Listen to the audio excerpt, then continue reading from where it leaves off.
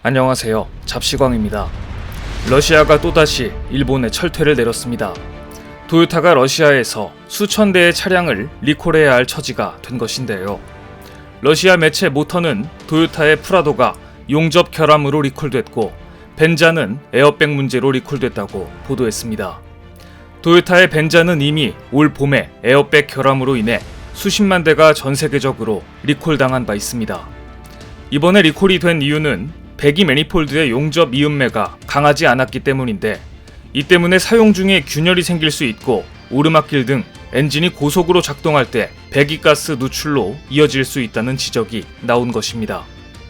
과거 품질의 대명사로 불리던 토요타가 어쩌다가 이렇게까지 추락했는지 놀랍습니다. 그런데 토요타의 이런 결함은 이미 예고된 것이었습니다. 앞서 토요타가 새 차를 조립할 때 결함 우려가 있는 부품을 사용할 것이라는 보도가 이미 나왔었기 때문입니다. 하지만 다케우미 씨가 토요타 리서치 센터장은 이렇게 말했습니다. 결함 우려가 있는 부품을 사용하는 것은 세계적인 공급망 중단 때문이며, 공급망 중단이 생산을 지연시키고 수익성에 부정적인 영향을 미치기 때문이다.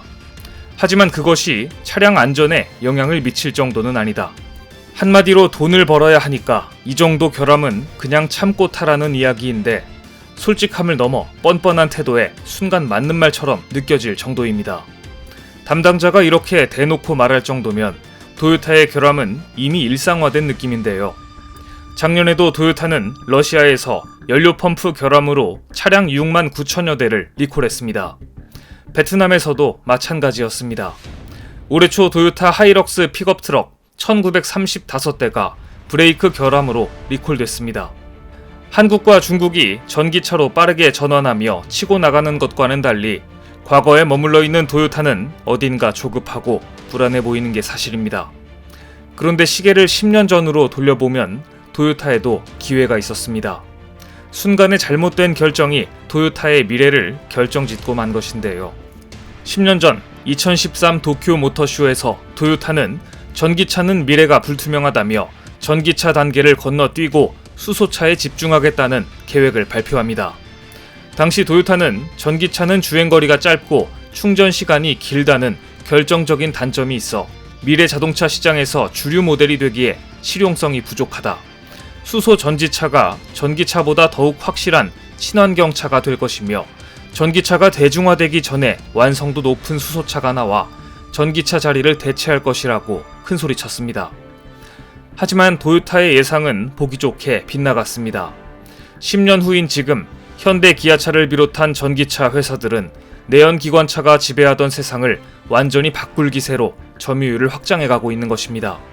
다급해진 토요타는 최악의 무리수를 저지르다 적발되고 맙니다. 그런데 이마저도 과거의 방식에서 요만큼도 발전되지 않았습니다. 얼마 전 토요타의 미국 의회 로비 사실이 대대적으로 보도되었습니다. 결국 토요타가 생각한 해결 방법은 또 로비였던 것인데요. 뉴욕타임즈는 토요타 고위 간부인 크리스 레이놀즈가 미 의회 지도부와 비밀리에 접촉해 바이든 행정부의 수십억 달러 규모의 전기차 투자 단행을 견제하도록 로비를 벌였다고 보도했습니다. 토요타는 미국이 전기차 시장에 대대적인 투자를 하는 걸 막으면서 동시에 자신들의 하이브리드 차량도 친환경차 지원 범위에 포함시켜달라는 로비까지 한 것으로 드러났습니다. 현대와 기아차는 아이오닉5, EV6 등을 내세워 시장을 선점했고, 폭스바겐은 전기차 ID 시리즈, GM은 볼트 EV, EUV를 내세워 저마다 전기차 시장을 향해 달려가고 있습니다. 하지만 토요타는 지금 당장 내세울 만한 전기차 라인업도 없습니다. 예상과 달리 전기차가 대세가 되어버리자 어떻게든 시간을 벌어보려고 미 의회에 로비를 하는 작전까지 벌였지만 시간도 미국도 토요타의 편이 아닙니다. 뉴욕타임스는 이렇게 꼬집었습니다. 글로벌 자동차 회사들이 전기차 개발에 주력할 때 토요타는 비용이 많이 드는 수소차 개발에 미래를 걸었다. 전기차 시대로의 급격한 전환이 토요타의 시장 점유율과 수익에 치명적인 요인이 될 수 있다. 토요타의 로비는 결국 씨알도 먹히지 않았고, 바이든 대통령은 2030년에는 미국의 신차 절반을 친환경차로 전환하겠다는 행정명령에 서명했습니다. 유럽연합 역시 2035년부터는 전기차를 제외한 신차 판매를 금지하는 내용의 기후변화 정책을 내놓은 상황에서 미국 시장까지 완전히 등을 돌리며 도요타는 궁지에 몰리고 말았습니다. 결국 코너에 몰린 도요타와 일본차 업계는 전기차에 대한 대대적인 투자를 발표합니다. 도요타는 앞으로 42조 원을 투입해 전기차 해외 판매를 연간 350만 대까지 늘리겠다. 혼다는 2040년부터는 전기차와 수소차만 생산하겠다. 닛산은 전기차 배터리에 2조 엔을 쏟아붓겠다는 등 야심찬 계획들을 허겁지겁 발표했습니다. 하지만 이 급조된 계획들이 실현될 가능성은 낮아 보입니다. 한국 등 앞서가고 있는 나라들이 그동안 가만히 있을 리 없는 데다가 결정적으로 발목을 잡는 것은 일본 국민들입니다. 일단 전기차에 대해 일본 소비자들의 반응이 시큰둥합니다. 전기차의 제조 단가가 가솔린보다 높은 탓에 일본 소비자들이 사기에 비싼 편입니다. 또한 아직도 팩스를 쓰는 수준인 일본에 전기차 충전소가 충분할 리가 없습니다. 무언가를 바꾸는데 한참 걸리는 일본인들의 성향을 생각해보면 도요타 전기차는 나온다 한들 전량 해외 시장에서 승부를 봐야 합니다. 하지만 해외 시장은 이미 빠르게 대응한 한국 자동차 업체들이 선점하고 있습니다. 게다가 한국 자동차 업체들은 최근 디자인에서도 괄목할 만한 성장을 보이고 있습니다. 현대와 기아차는 올해 최고의 실적을 내고 성능은 물론 디자인까지 호평받았습니다.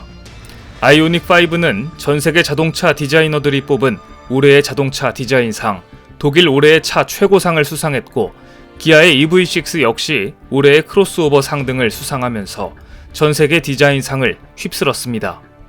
최근 한 자동차 관련 카페에 요즘 현대차, 기아 디자인이 웬만한 독일차보다 잘 나오는 것 같다 라는 글이 올라오자 여기에 많은 네티즌들이 호응하며 공감했는데요.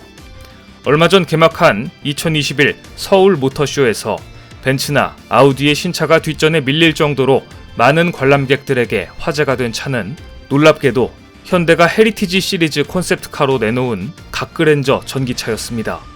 현대가 35년 전에 출시했던 1세대 그랜저의 외양을 그대로 구현한 뉴트로의 끝판왕 갓그랜저 전기차의 사진은 순식간에 SNS상에서 화제가 됐습니다. 세계적으로 호평받고 있는 아이오닉5와 비교하면 각지고 투박한 모습이지만 그것은 자동차 볼모지 한국에서 뚝심있게 밀고 왔던 현대의 투지와 오늘날 전기차 시장에서 선전하고 있는 현대의 자신감을 보여주는 모습이기도 합니다. 그래서 더욱더 한국인들은 갓그랜저 전기차에 열광한 것입니다. 갓그랜저는 당시 회장님 차라고 불리며 최고급 세단으로 통했습니다. 갓그랜저를 타는 게 로망이었던 만큼 중장년층은 향수에 젖었고 20에서 30대는 지금 이렇게 세련된 차를 출시하는 현대가 과거에는 이런 차를 출시했다니 하는 뉴트로 감성으로 갓그랜저를 바라봤습니다. 갓그랜저 전기차에 이어 포니 EV 컨셉트카 역시 관람객들의 시선을 강탈했습니다. 포니 EV 컨셉트카는 1975년 출시된 1세대 포니를 현대적, 미래적 감성으로 재해석한 차였습니다. 픽셀 램프, 전기차 구동계, 카메라 기반의 사이드 미러로 미래지향적 이미지를 불어넣었지만 평평한 보닛, 당시 유행하던 모양의 휠 등은 1970년대 올드카의 감성이 진하게 남아있었습니다. 1세대 포니는 현대차 첫 전용 전기차 아이오닉5에 영감을 준 모델이기도 합니다. 현대차는 이렇게 현대차의 과거와 현재를 잇는 헤리티지 시리즈 컨셉트카를 계속 선보일 예정인데 그 일환으로 한때 국내 SUV 시장을 평정했던 갤로퍼도 헤리티지 시리즈에 추가할 예정입니다. 특히 현대차가 곧 출시 예정인 아이오닉7은 갤로퍼 디자인을 오마주한 것으로 알려져 있습니다. 투박하고 촌스러운 모습이지만 과거를 마주한다는 것은 지금 바로 현재의 나가 자신 있을 때 나오는 행동입니다. 현대차가 이렇게 자신만의 디자인 헤리티지를 찾아가는 모습을 보이고 있습니다. 현대차가 이렇게 자신감 충만해져 가고 있는 것과는 반대로 세계적인 리콜 사태로 여기저기서 터지며 위축되고 있는 도요타를 보면서 10년 전 잘못된 예측이 두 회사를 어떻게 달라지게 했는지 10년 만에 달라진 두 회사의 위상을 생각하게 됩니다. 오늘 준비한 소식은 여기까지입니다. 댓글을 통한 여러분들의 많은 의견 기다리겠습니다. 많은 분들의 생각이 모였을 때 진정 가치 있는 지식이 완성될 것입니다. 시청해주셔서 감사합니다.